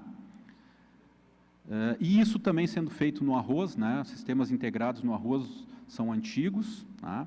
Oportunidades, então, que nós temos na lavoura de arroz de botar carbono do solo e produzir alimento, fixar nutrientes e melhorar cada vez mais os nossos solos, contribuindo com o meio ambiente de diferentes formas, melhorando a qualidade das águas, melhorando a qualidade dos solos, retendo mais nutrientes e reservando essa grande poupança que é o solo, a utilização de leguminosas, tradicionalmente feita na metade sul, o plantio direto, né, que a gente precisa evoluir aqui, o plantio direto do Sudão, nas áreas mas ainda num sistema convencional com dessecação de 30 a 40 dias, né, nas áreas de rotação com arroz, sorgo forrageiro também podendo ser plantado, e precisamos voltar com esse sistema, inclusive para controle de diferentes invasoras, para sair do binômio somente do arroz e da soja no verão. Nós temos que colocar pastagens de verão também rodando com essas lavouras, né, para intensificar os processos que nós temos. Aqui uma unidade que nós temos junto, em parceria com o pessoal da Vetagro de Uruguaiana, o Ramiro, e o Gustavo Hernandes, junto na Granja Guará, lá com o Nonó, onde a gente está colocando o capim-sudão BRS estrivo no pré-cultivo do arroz, ou no preparo de verão, quer dizer, melhorando, diminuindo e aumentando a entrada de raiz no sistema. Vejam só essa quantidade de raiz que o capim-sudão bota, imaginem isso lá dentro do solo, retendo nutrientes e botando matéria seca, como a Amanda falou, essa quantidade enorme que a gente tem de matéria seca de raiz, fixando carbono no solo e outros nutrientes. Depois esse mesmo, e é aquele sistema com azevém no banco de sementes, vindo e praticamente emendando, né, a cultura de verão, ali naquele plantio mais tardio do Sudão, antecipando e não tirando os animais já para a gente colocar e seguir o ciclo de inverno, né, aqui no caso na Fazenda Corticeiras, no trabalho nosso lá da parceria no experimento de cristal, né, e depois plantando arroz em cima. Aqui o pessoal da Vetagro, fotos do Gustavo Hernandes, já fazendo isso, plantando arroz agora, essas fotos são agora de 25 de setembro, né, plantando arroz em cima desse sistema, onde foi dessecado 2 dias antes, né, o plantio do arroz. Vocês vejam as linhas do arroz aqui, né, isso sendo feito já em áreas de produção. Quanto tempo de pastejo a gente ganha, né, e quanto carbono a gente fixou nesse modelo. Então, nós temos que quebrar esse paradigma, e um dos avanços na pesquisa agora é o plantio com mais massa desse capim-sudão, né, ou do arroz, ou da própria soja, né, e a gente tem feito isso já na Embrapa, em alguns outros lugares aqui, há anos, incorporando o trevo branco também, não esquecendo dele, né, as leguminosas. Esses sistemas a gente está conseguindo dar mais tempo, viabilizando que o trevo branco se perenize entre um arroz e outro, né. Aqui a massa, aqui recém foi plantado o arroz aqui na Embrapa Pecuária Sul, já há anos a gente vem fazendo isso. O trevo persa sendo usado 15 muito. minutos de apresentação. Ok, já vou concluir. O trevo persa sendo usado também bastante nesse modelo agora, viabilizando a retomada das leguminosas nesse sistema. Quer dizer, imaginem, olha o sistema radicular do trevo persa, o quanto a gente está incorporando, a imagem fala por si, né? Aqui uma sequência do plantio de arroz com uma massa elevada, dessecando também 1 dia antes. O arroz nascendo no meio, o trevo branco aqui ainda verde, né? E o arroz nascendo. com quantidades, uma colheita de arroz muito alta, né? São colheitas que superam as 10 toneladas por hectare. Isso está sendo feito na Embrapa de Pelotas, na Embrapa de Bagé, na Corteceiras em Cristal, em várias unidades. Nós estamos avançando e ajustando, né, os pontos que travam. Depois, o desafio de incorporar rapidamente a sequência de uma planta verde crescendo na sequência do arroz. Aí, uma brincadeira que eu escutei um produtor da Zona Sul falar, eu achei muito bom o nome do rolo vaca, né? O rolo vaca é bastante usado, mas nós temos essa grande ferramenta, que é a vaca, para colocar essa palha no chão. O azevém tem umidade, ele nasce rapidamente, porque existe umidade, ele não precisa de frio, ele precisa de umidade, mas ele para na quantidade de carbono, né, que tem armazenada nessa resteva, e basicamente com ajuste de manejo e de adição estratégica de nitrogênio, a gente consegue rapidamente fazer com que essa pastagem de azevém retorne e a gente continue a fixar potássio, fósforo, nitrogênio, ciclando, intensificando a ciclagem de nutrientes e, por esse mecanismo, retendo cada vez mais nutrientes.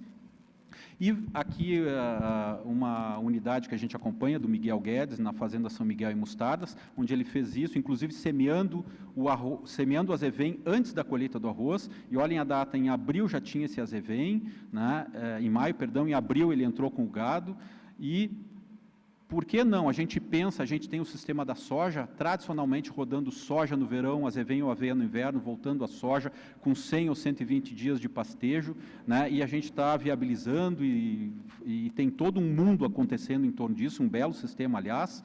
Mas por que não também no arroz, a gente não pensar arroz, mesmo num cultivo mais intensivo, como em torno da planície costeira nós temos, com todas essas técnicas, nós conseguimos muitas vezes mais de 150 dias de pastejo entre um arroz e outro, viabilizando então o azevém e o próprio trevo branco.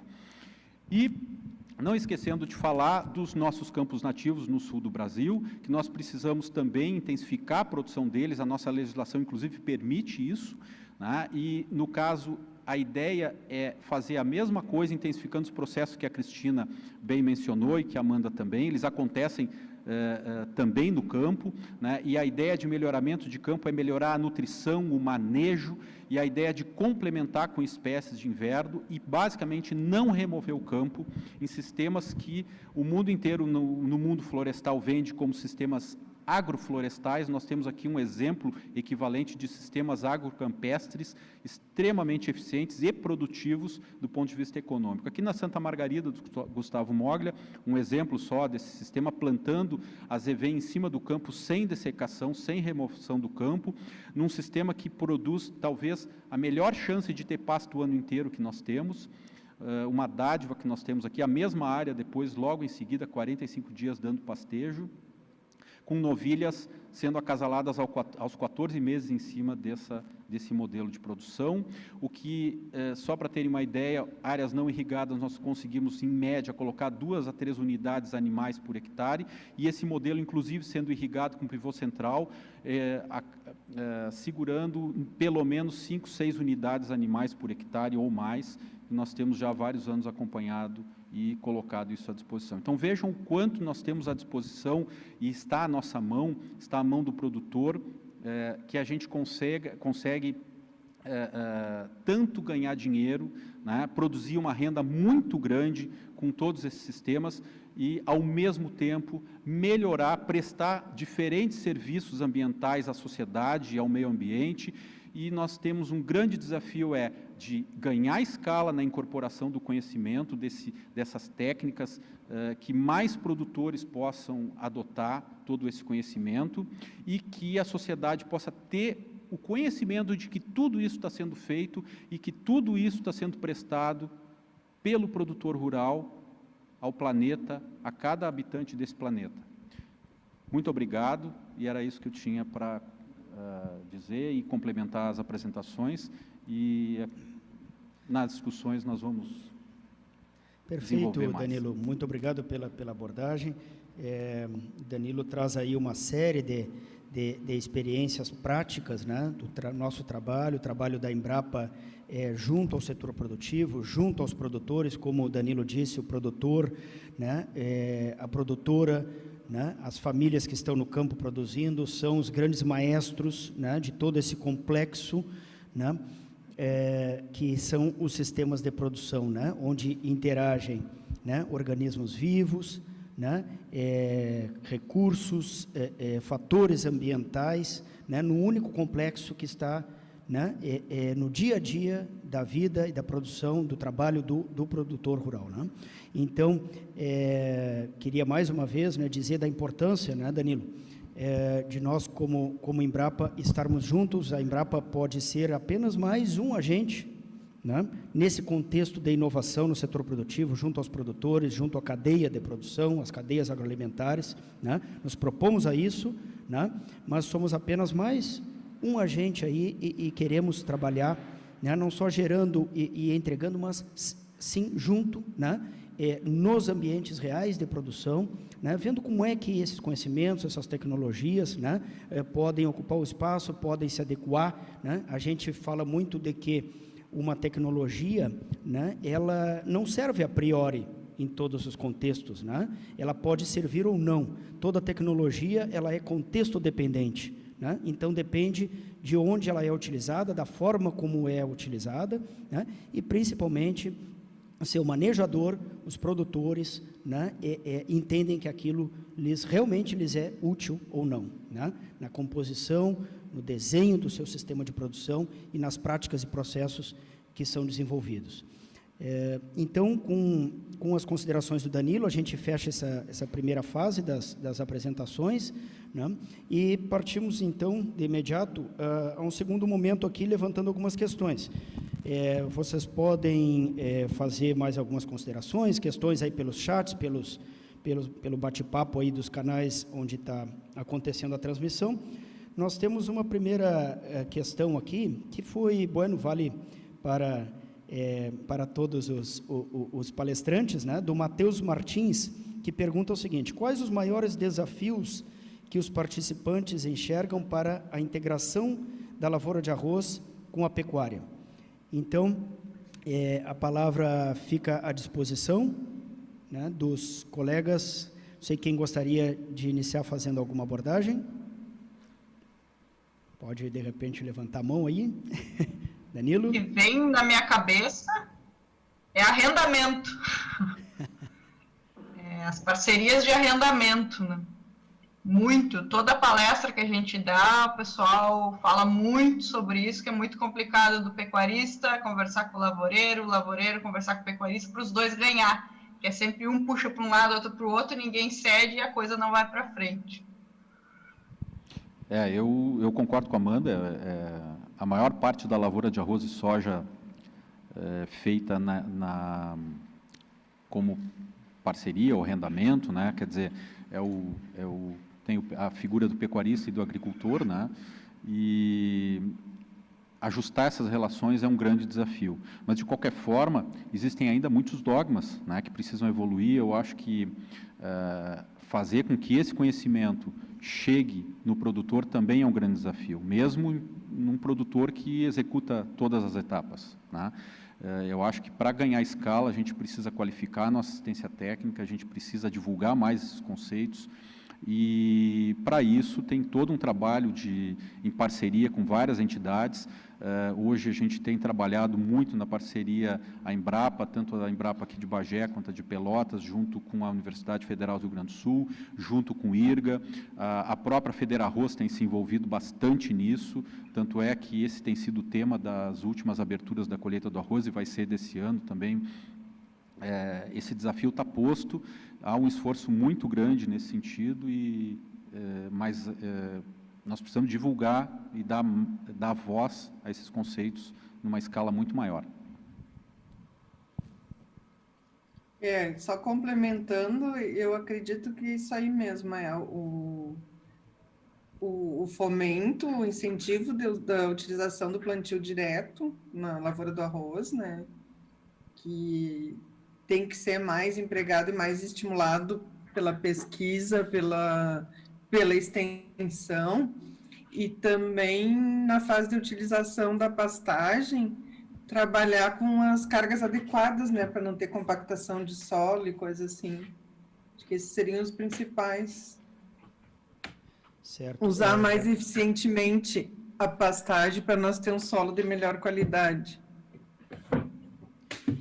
Uma outra questão que nos chega aqui é o seguinte: pelo exposto pelos palestrantes, dispomos atualmente de totais condições em termos de conhecimento e tecnologia para transformar a agropecuária gaúcha em componente estratégico, não apenas da mitigação das emissões de carbono, mas, sobretudo, da oferta de produtos de qualidade com eficiência produtiva e menor custo de produção.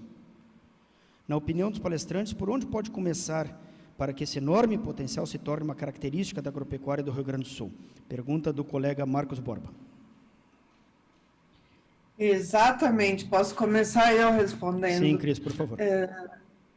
Essa questão tem muito a ver com toda a cadeia produtiva. Tem que ter uma conscientização e uma conversão de todos os atores, de todas as partes da cadeia, não só o produtor, como a indústria que está vendendo a carne, o agricultor, enfim, todos elos da cadeia têm que conversar e converter para nós termos essa distinção. E a única maneira que eu vejo de nós diferenciarmos nosso produto é os elos se unindo e fazendo com que dessas características que nós temos, né, de mitigação, de ambientalmente correto, de conservação de solo, de levar isso para frente, é a união de todos os setores e um marketing. Vou dar um exemplo para vocês. O Uruguai se vende como um país natural. A carne do Uruguai é uma carne natural. No entanto, 70% ou mais da carne do Uruguai é produzido com confinamento com alto grão. Né? Então, para mim, é uma questão de marketing e uma questão de união de todos os elos da cadeia para trabalhar esses conceitos e vender esse produto, tanto grão como carne, com esses conceitos. Amanda? Eu acho que vale salientar tudo isso que a Cristina falou, concordo em tudo. Esse exemplo do Uruguai ele é muito bom da gente fazer, né? Como às vezes é a questão de unir e fazer o marketing correto, na verdade. E aqui a gente não tem isso. E eu acho que o que a gente empaca também um pouco é, por exemplo, os resultados que eu mostrei ali para vocês, não é coisa que tu, não é um, sei lá, um produto que tu aplica, não é o que uma safra, 1 ano, 2 anos tu vai ter resultado. Levou 4 anos para ter um pequeno resultado, mas a gente sabe que isso aí vai levar 10, 20, para a gente realmente chegar em todo aquele potencial. Porque quando a gente fala, principalmente do que eu falei ali, por exemplo, é sequestro de carbono no solo, isso leva anos, não é um processo do dia para a noite. Né? A gente tem que construir aos pouquinhos. E aí eu vejo o grande problema que a gente tem na questão política mesmo. Né? Isso deveria ser programa de Estado. Né? E aí a gente passa entre governos aí, às vezes é cada um puxando para um lado, para o outro, e essas coisas mais macro que levam tempo, acaba que a cada 4 anos, muitas vezes, isso começa do zero. E algo assim, como o que a gente está mostrando aqui, não pode começar do zero, a cada 4 anos. Né? Porque tu liga o start lá de novo, tem que ser algo contínuo, né? De ir crescendo ao longo do tempo. É a dinâmica do carbono no solo. Né? Não tem como a gente... é a natureza. A gente tem que seguir ela. Então, eu acho que esse é outro ponto bem importante, né? De ter esse fomento público, políticas públicas, né, visando essa sustentabilidade para o produtor rural com bom manejo, dentro da porteira e o fora da porteira. Eu acrescentaria ao que a Amanda e a Cristina falaram, como, além das políticas públicas, e realmente a gente levar essa informação para o produtor, mas como um elemento importante para que isso possa ser cada vez mais adotado, a gente não falou muito, mas o aspecto econômico de tudo isso que a gente discutiu, né, para o produtor rural, é algo muito impactante. Então, se a gente fosse, vamos dizer, fazer toda essa conversa e restringir os benefícios a simplesmente o aspecto produtivo econômico e o benefício econômico e da sustentabilidade do sistema de produção em si, né, já está valendo e valendo muito a pena. Hoje, um dos grandes problemas, tanto da lavoura de arroz quanto da soja, apesar dos preços que se recuperaram, né, tem sido os custos de produção, os elevados custos de produção que elevam o risco do sistema como um todo, né? E os elementos que nós conversamos e apresentamos aqui, eles representam um horizonte enorme de redução de custo direto dos sistemas de produção. Então, esse é um outro elemento importantíssimo que está por trás disso. Por exemplo, a gente não apresentou aqui, mas nós trouxemos num dos eventos lá da Corticeiras, isso está publicado no boletim CIPA Terras Baixas, que se acessa pela internet, um produtor que foi falar exclusivamente pela redução de desembolso que representa o uso de fato do plantio direto. Um detalhe, quando a gente fala plantio direto no arroz, nós estamos tentando ir, claro que é um gradiente, não é exatamente como nas coxilhas, é um gradiente, mas que nós estamos indo em direção a realmente não revolver o solo, não é preparar no verão uma cobertura de solo, né? Não é o plantio sobre a palha somente, nós estamos indo realmente para não revolver o solo, no máximo algum ajuste de taipa, né? Realmente avançar nesse sentido. E se mostrou, então, uma redução de custo, esse produtor apresentou, dependendo das lavouras que ele tinha, de 15 a 30 sacos de arroz em desembolso direto em máquina e diesel. Depois, com a adubação do sistema e a construção, a retenção dos nutrientes nesse processo contínuo, como a Amanda falou, de fertilidade do solo, e ela mostrou dados disso, a gente pode, com a mesma adubação, retendo e melhorando muito mais rapidamente que somente com culturas agrícolas, quando tem o sistema pecuário bem conduzido, nós chegamos a um patamar de fertilidade do solo rapidamente aos níveis críticos, superando os níveis críticos de todos os elementos, fazendo com que a gente não precise mais colocar um nível de adubação tão alto, reduzindo drasticamente o desembolso em adubação. Claro que vai se continuar adubando, repondo os nutrientes, mas essa retenção que o solo permite, isso vai representar em um desembolso direto, a menos no custo de produção. Menos uso de químicos, porque simplesmente o sistema não precisa, porque tem outros mecanismos de combater plantas invasoras, por exemplo, nos sistemas. Vejam todos esses benefícios somados. O Paraná tem dados, o professor Aníbal tem trazido sempre, que os sistemas integrados dessa forma, né, lá em 5, 10 anos, representam 20% a 30% menos de uso de químicos. Isso é desembolso direto a menos, porque não é que não precisa simplesmente usar. Então, vejam todo esse acúmulo de benefícios econômicos diretos no bolso e na conta do produtor rural. Perfeito, Danilo, e só complementando um aspecto que tu enfatizaste muito bem, a questão do custo de produção, né?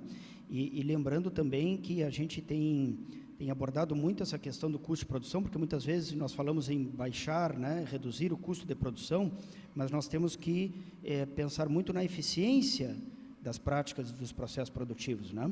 Porque muitas vezes não é só uma questão de baixar o custo de produção, né? É ter mais eficiência para que a margem, né, as receitas versus custos, né, seja maior para o produtor, né? Então, não é só, muitas vezes, uma questão de baixar o custo de produção absoluto, né, mas de pensar nessa margem, o que fica realmente para o produtor, né? E buscando essa maior eficiência, né, eficácia, eu diria também, né, de quais as práticas, né, realmente são adequadas e podem vir nesse sentido, né, e a eficiência, né, na execução dessas práticas, né, para alcançar um processo, então, com maiores ganhos, né? Só para complementar, na verdade, a gente fala em essas reduções de custo, no final das contas, isso não significa produzimentos, ao contrário, e a Amanda mostrou também isso, na verdade, essas práticas estão mostrando que a gente consegue produzir mais e superar patamares de produtividade. No todo, isso significa, de fato, trazer mais renda, né? Ficar mais dinheiro, de fato, sobrar mais dinheiro dentro da propriedade para o produtor rural.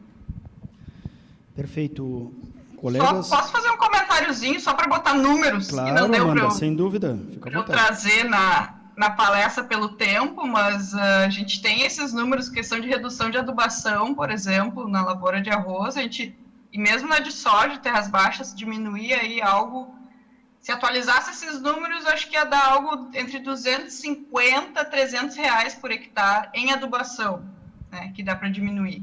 E eu mostrei ali os dados, inclusive sem adubar, né, a lavoura de arroz, produzindo mais do que adubando com 150 quilos de nitrogênio ali, por exemplo, o arroz pousio. Então, é bem isso, é produzir mais, de fato, e gastar menos. Né? E aí, contando ainda a fase pecuária, aí, só falando da lavoura. Né? Perfeito. Tem mais uma questão aqui também do Matheus, que chega para a gente entrar um pouquinho mais em alguns temas pontuais. Né? Qual o momento ideal da semeadura de azevém, no caso do arroz, né? Da integração com arroz? E vale a pena dessecar a resteva de arroz? Acho que o Danilo já abordou isso. Se quiser detalhar um pouquinho mais, Danilo, por favor.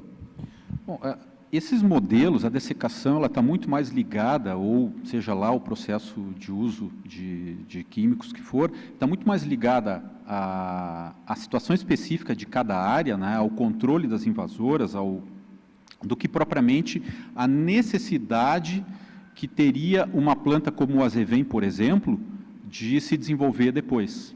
Né? Então, como tu tinha comentado, Gustavo, a gente descreveu aqui uma série de princípios e fizemos alguns exemplos, né? Mas cada área tem que ser olhada, né, para que esses princípios possam se ajustar. E a semeadura do azevém, para que a gente possa antecipar, isso seja no arroz, na soja, ela tem que ser feita o quanto antes. Na soja já é comum a gente fazer a semeadura no início da queda da folha, vamos dizer assim, né? Ou, pelo menos, o ideal seria estar a colheitadeira andando com uma plantadeira atrás. Né? Quer dizer, a gente tentar, ao máximo, ter sempre uma raiz, uma planta verde crescendo. No arroz, nós estamos fazendo isso também, inclusive semeando também antes da colheita do arroz, só imediatamente antes, né?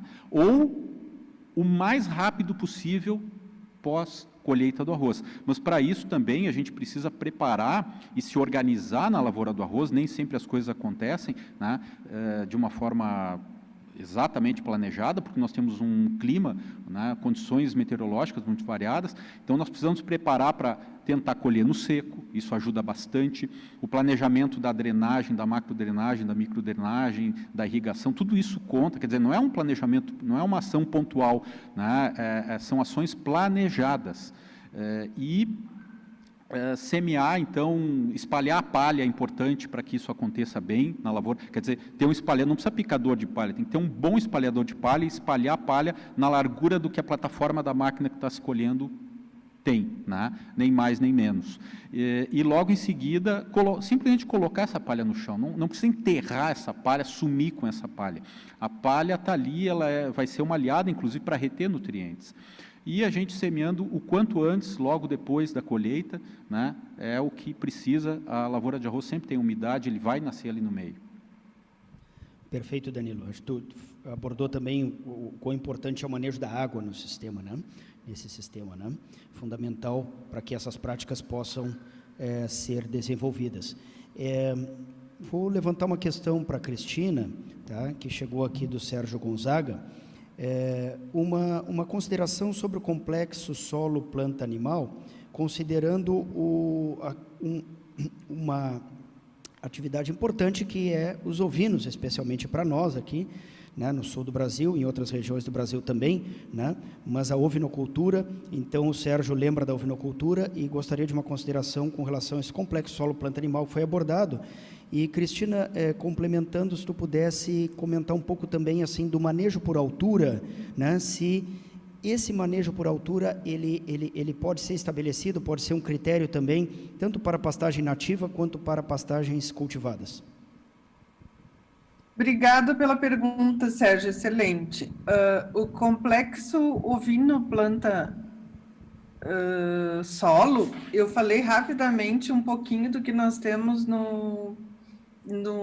ali no ILP da URGS, né? Mas é a mesma coisa, os animais respondem, emitem menos, a emissão por produto e a emissão por hectare é menor quando se trabalha com ofertas ou alturas indicadas. Por que trabalhar com altura?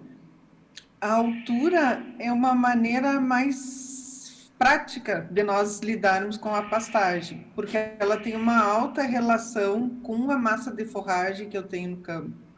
Nós temos naquele, não sei se eu posso compartilhar aqui de novo com vocês,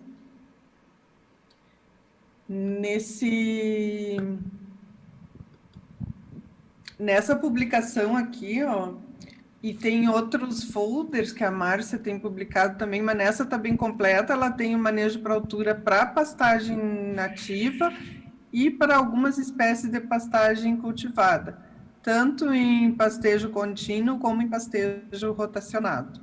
Tá? Se vocês baixarem essa publicação lá na biblioteca da Embrapa, tem uma tabelinha ali que nos mostra quais são as alturas preconizadas para o Zevém, para o Sudão, para o campo nativo, e um guia de como fazer essa medida assim, de uma maneira bem prática. Ovinos, acho que é isso aí, Sérgio. Não sei se te respondi bem, se tu quiser mais alguma complementação, manda um WhatsApp aí para nós que a gente complementa. Certo, Cristina, obrigado. A relação ovino, o solo-planta é exatamente a mesma de bovino.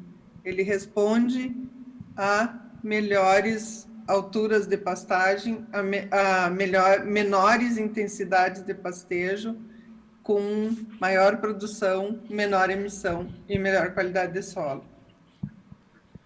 Obrigado, Cristina. Nós estamos indo para a fase final, encerrando o nosso evento, mas antes chega uma pergunta aqui para a professora Amanda. Considerando o seu slide, num primeiro momento, o preparo para a incorporação de calcário ou adubo em profundidade seria desejável, num primeiro momento? Pergunta do Neylor Pérez. Com certeza, né? Eu sempre digo, na verdade, assim, ó, antes da gente parar de mexer, de revolver solo, a gente tem que dar uma última mexida bem dada, né? Aquela última para parar depois. E aí sim se preocupar, e isso seguindo o nosso manual de calagem e adubação, ele fala bem isso, né? Tem um item lá que é a implantação do plantio direto.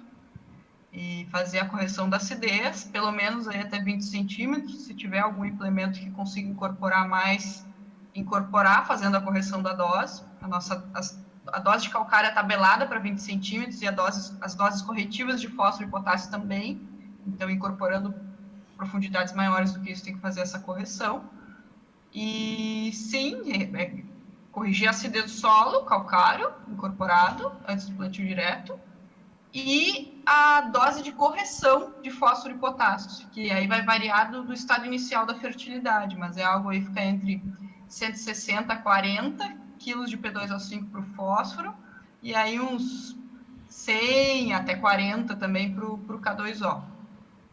Mas a recomendação é essa de incorporar adubo fosfatado, potássico e o calcário. Perfeito, Amanda. Muito obrigado. Bom, pessoal, nós estamos indo para o encerramento, porque já temos, afinal de contas, quase 2 horas de conversa, né? O assunto é tão instigante, remete tanto às nossas reflexões, né? E a forma como se pode estabelecer, né? Planejar, estabelecer e conduzir, né? Sistemas de produção agropecuários. Nós passamos muito tempo conversando e teria uma infinidade de coisas mais para a gente falar, comentar, né? Infelizmente, o tempo é curto, né? Nós já vamos com 2 horas de live, mas esse tempo é curto para um assunto de tamanha importância, né? E com tanta coisa que a gente poderia refletir e discutir. É muito importante que a gente possa ter essa discussão junto ao setor produtivo, né, junto aos produtores, né, que a gente possa cada vez mais também nos meios acadêmicos e científicos gerar essas evidências, né, que podem aportar aí um conteúdo, né, para a gente mostrar e contribuir então no planejamento de sistemas de produção, né, que possam ser mais assertivos, né, nas suas práticas e processos, né, e eu acho que ficou muito claro aqui hoje, né, que sistemas, tanto sistemas exclusivos de pecuária, quanto sistemas de pecuária integrado com agricultura, com outras atividades, né, podem sim, né, desde que as práticas e processos venham nesse sentido, podem gerar ganhos, né, tanto produtivos, né, bom, várias coisas foram faladas aqui, diminuindo o custo de produção, aumentando as receitas e finalmente a rentabilidade para os produtores, né, mas também podem gerar ganhos ambientais, né, no sentido de potencializar os serviços ecossistêmicos, né? Várias das coisas que a gente falou aqui hoje são serviços ecossistêmicos, né, serviços de entrega de produtos, né, que a gente busca oferir, né, com a produção agropecuária, né, e que, enfim, né, como já foi dito também, pode gerar maior produtividade, maior rentabilidade, maior estabilidade dos sistemas ao longo do tempo, né, diminuindo inclusive os riscos, né, em função, por exemplo, de intempéries climáticas, né, e que esses serviços, né, ecossistêmicos se transformem também em serviços ambientais, certo? Com uma maior conservação do solo, da água, com aprisionamento de carbono, reciclagem de nutrientes, enfim, uma gama de serviços ambientais que, se promovidos no sistema de produção, nós estaremos em condições aí de conferir processos de certificação, né, de agregação de valor, né, entregando esse valor ao longo da cadeia produtiva para o consumidor final.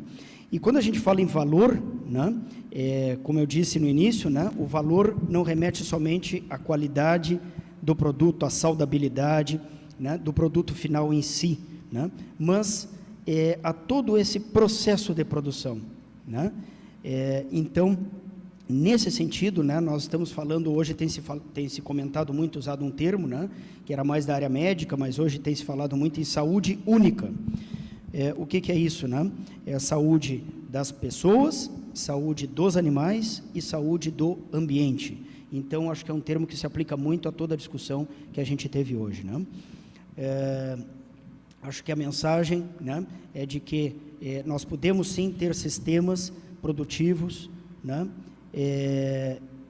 bem manejados, né, integrados pecuária com outras atividades, né, e desenvolvendo práticas e processos, né, um sistema organizado e desenvolvendo práticas e processos que sejam eficazes e eficientes e que venham não só em prol de uma maior produtividade e renda aos produtores, mas em prol também de serviços ecossistêmicos, em prol da sustentabilidade ambiental, né, entregando mais valor, né, a toda a cadeia produtiva, a distribuição desse valor na cadeia produtiva e à sociedade em geral. Dito isso, nós queremos agradecer, né, pela oportunidade, agradecer novamente à Associação Sindicato Rural de Bagé, pela nossa parceria, tá? E também, né, agradecer fortemente a parceria da Universidade Federal do Rio Grande do Sul. Hoje a professora Amanda esteve com a gente, né, e nós temos vários trabalhos em conjunto, como eu já disse, né, e, bueno, a Embrapa está sempre de portas abertas, né, espera estar cada vez mais junto e trabalhando cada vez mais junto com o setor produtivo. Muito obrigado e uma boa noite a todos.